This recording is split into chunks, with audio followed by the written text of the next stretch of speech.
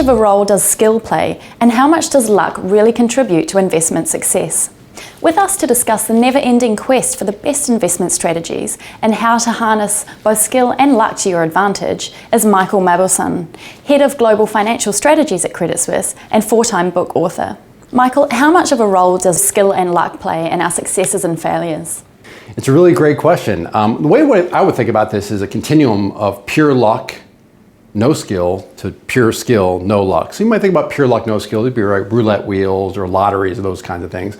Pure skill, no luck might be running races or maybe a chess match, and almost everything is arrayed somewhere between. So the key idea as thinking about your decisions is where does this activity lie on that continuum? So for example, in sports, turns out sports like basketball are much closer to all skill. Sports like ice hockey are much closer to all luck. So really figuring out, the answer to that question is figuring out where you are in that continuum. How much does pure luck contribute to success when investing?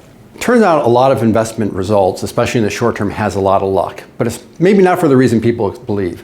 It turns out the reason is that there's a lot of skill in markets, and investors themselves are all very similarly skillful, and it's reflected in prices. So as a consequence, that leaves more to luck. So that's why short-term outcomes are mostly luck.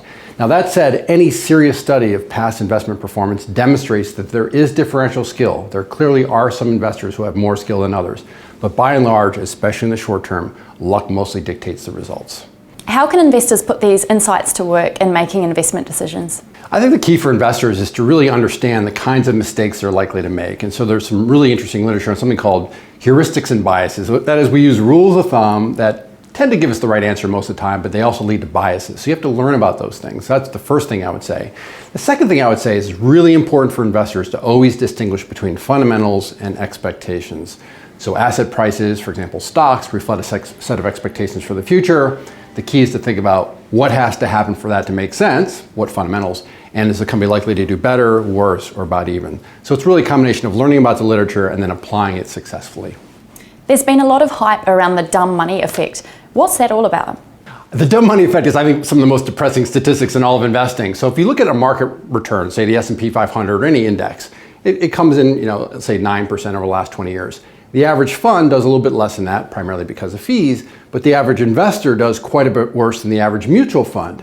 Now it's a little perplexing. You say, how do investors do worse than the funds they're investing in? And the answer is the dumb money effect, which is people tend to invest when things are good, and they tend to pull their money out when things are bad. So because they invest when things are good, they then have subsequent underperformance, and they pull money out when things are bad. They miss the subsequent rebound. So the dumb money effect basically says people do what they shouldn't do all the time. The bad timing is the basic point. Is this an innate tendency to link cause and effect? Exactly. This cause and effect issue is really interesting. It's a very fundamental thing, which is if I tell you the future's got skill and luck, you get that, everybody does.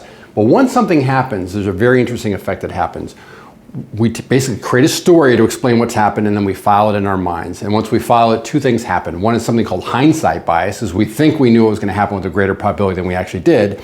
And second is called creeping determinism, which is we start to believe that what happened was the only thing that could have happened.